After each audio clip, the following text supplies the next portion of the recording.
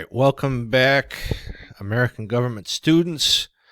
Today we will begin our study of the presidency proper. We just finished learning how to run for the office. Now we will talk about the office itself.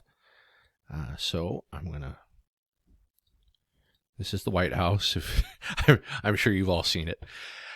So the sitting president, we have a new president, Joseph R. Biden Jr., former vice president, former senator from Delaware, and that has taken up much of his career. I believe it was 47, 48 years of public service.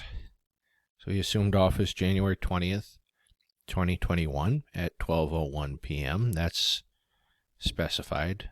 Donald Trump was president until noon. He had access to the nuclear codes and all that. 12:01. They time it pretty well. He's up there with the Chief Justice. And at 12:01, they finish the oath. Chief Justice extends his hand, says, "Congratulations, Mr. President." There you have it. And he ran with Kamala Harris, who was the senator from California. And she's a relative newcomer in the world of politics.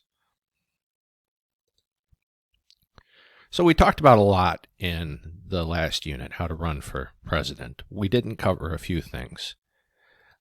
Here's what we didn't get to. So the president has all executive power. All right. So this is, we've kind of been talking about this all along. Congress writes the laws. The judiciary judges the constitutionality of the laws. The president enforces the laws. Now we could talk about executive orders and all that, and I'm sure we will at some point, but the president, is simply just supposed to be enforcing the laws, not writing them. So he's vested with all executive power.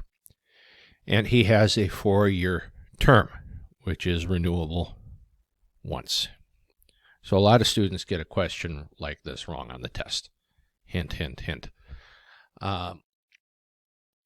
How long is a president's term of office? 4 years, 8 years, 10 years, 12 years, something like that. I might ask it in different ways. The correct answer, the president only serves a 4-year term. That's it.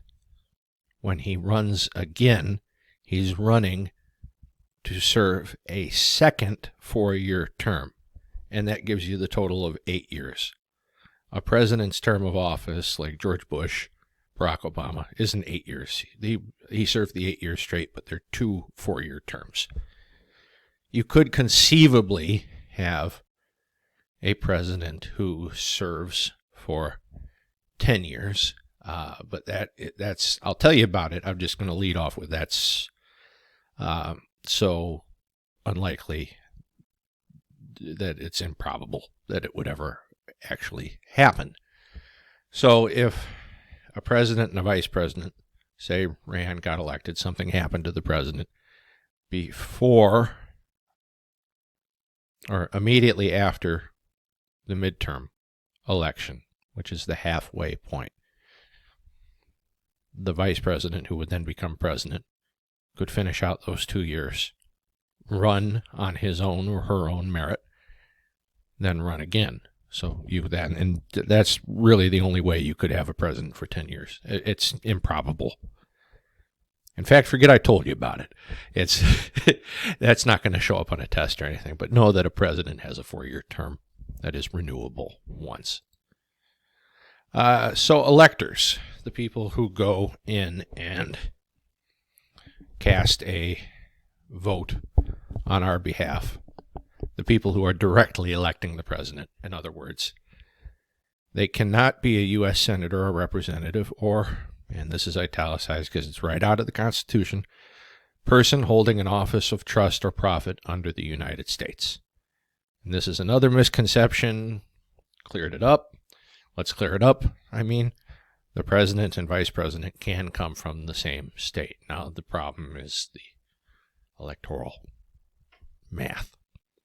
The rules, meaning the Constitution, doesn't allow for you to count candidates from the same state twice. So if you have a close election,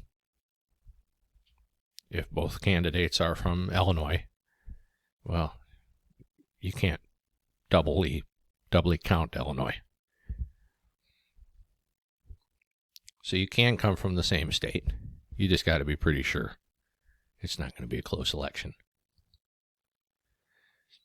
Then you have the oath of office. And again, right from the Constitution. Before he enter on the execution of his office, he shall take the following oath or affirmation.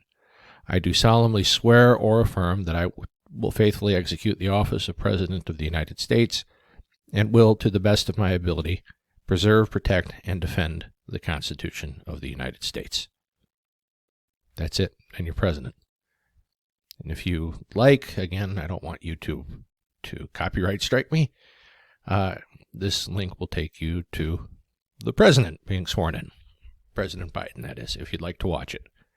He's up there with the Chief Justice. And this time around, I mean, this was where the memes of Senator Bernie Sanders in the coat and gloves, it's from the inauguration there.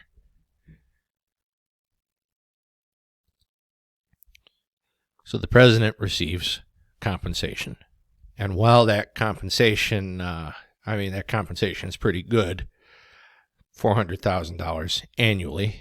It says in the Constitution, the president shall at stated times receive for his services a compensation which shall neither be increased nor diminished during the period for which he shall have been elected.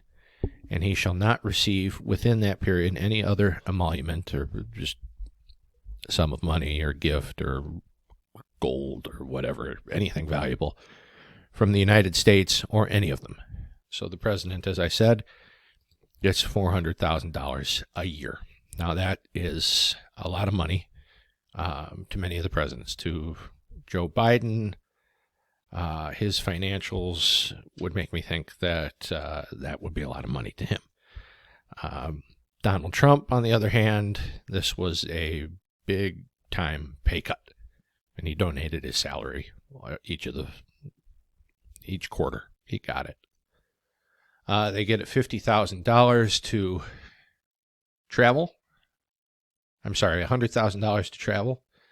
I'm assuming this isn't on Air Force One. Air Force One costs an arm and a leg to run per minute. A $50,000 annual expense account for whatever they might need. I took the average of a few administrations here. $19,000 at least annually for entertainment. Maybe you want to see a movie that's in theaters. I mean, the president can't show up at some random movie theater. Bring it to the White House. That would maybe be what that money's for. And we take care of them pretty good. At the end of their terms, or term, they are still on the government payroll. And this includes an annual pension of around about $200,000, health care, not what they were used to while in office. In office, they're getting the Cadillac coverage, health care. I mean, and rightfully so. We need the president fit as a fiddle. Paid official travel, they still get. So, like, I'm thinking President Obama sent President Bill Clinton to North Korea just to collect some. Yeah, Bill Clinton is going to show up in North Korea. Sent Bill Clinton on Air Force One to collect some North Korean journalists, or some journalists of ours in North Korea. They get in office too. Normally this is attached to the library. The library is privately fundraised for. It's a good deal. Good deal. And this whole thing started with Harry Truman. He went back to the pension anyway. I don't know about the rest of this. He went back to Independence, Missouri at the end of his term. A congressional delegation went out to see him, and he was living in pretty near poverty. They thought, well, a former head of state and government should not be living in this way. I mean, he was an old man. He couldn't keep up on the house and all that. So Congress voted him a pension, and this just became the norm for all presidents after.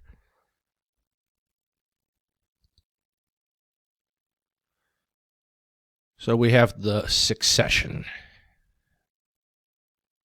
So we know that there is a plan in place in case something should happen to the president.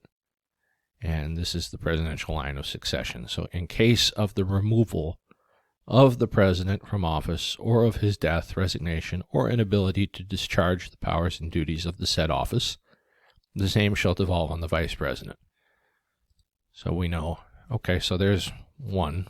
We haven't gone past this lately. And the Congress may by law provide for the case of removal, death, resignation, or ability both of the president and the vice president, declaring what officer shall then act as president, and such officer shall act accordingly until the disability be removed or a president shall be elected. So that is what we're talking about. So we know the vice president takes over from the president. But who takes over from the vice president if that happens? Well, the speaker. This is another Truman throwback, because the president pro tempore of the Senate used to be above the Speaker of the House. The Speaker of the House, Sam Rayburn, and Harry Truman were drinking buddies. Sam Rayburn went higher on the list.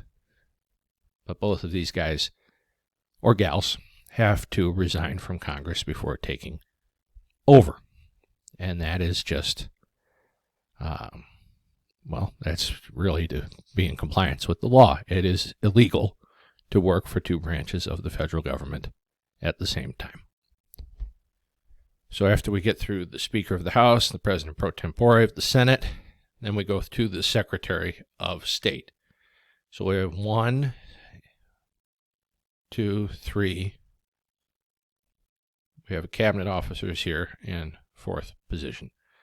So we go through the cabinet secretaries in the order that their departments were created. And this is a bit problematic, at least as far as I'm concerned, because then we have the Secretary of Agriculture, or the Secretary of Education, being in line to be president before, say, the Secretary of Homeland Security. Now, if we ever get to a position like that in this country, we've got bigger problems than who the president is. But that's what this law says. The Department of Agriculture was around before the Department of Homeland Security. That was created in 2005. So whoever the Secretary of Agriculture is gets first crack at it before the Secretary of Homeland Security. Now, I would watch this if I were you. Hint, hint, I can't show it to you. Copyright infringement and all that. So there is a designated survivor, and this just isn't a TV show. This is a real thing. So if we have an event like the State of the Union, an inauguration, thinking back recently, what do we have? Bush 41's, a state funeral, something like that. I mean, most of the government is going to be in one place. So there's one person in the line of succession that's sent to an undisclosed location. An undisclosed location doesn't have to be anywhere fancy either. I recall watching some interviews with Bush administration members in the early days of the Obama administration. Vice President Cheney, I recall, said one of the undisclosed locations he was taken to was his kitchen in his home in Wyoming. Another was his bedroom in Observatory Circle, which is the vice president's, in number 1 Observatory Circle, which is the vice president's residence. I mean, an undisclosed location just means nobody knows where you're at, not that, they get taken down to a bunker every time. So as I said, most of the government is usually in one location, the entire line of succession, and someone needs to be ready to take over in case the worst happens. Usually it'll be someone nobody really knows, like I was saying, the Secretary of Agriculture. Administrations typically like to have the more famous faces, so many of the Biden people haven't been confirmed yet, but like Janet Yellen, who was the Fed chairman under President Obama. She's a well-known face. She'll probably, I would anticipate, show up at all the State of the Union addresses. Anthony Blinken, not a superstar, but people know who he is, and he is the Secretary of State. I would anticipate probably he'd show up at most of these events too. General Austin, the new Secretary of Defense, as well. So someone further down the line. And these are great to watch. I would tune in if I were you to these YouTube videos. It tells you about the designated survivor, kind of who is picked, what goes into it, in a more interesting way than I could do. So I will leave you to watch these two links on your own time here. I'll put up the slides so you can just find the link from the slides. So we'll leave it here for part 1.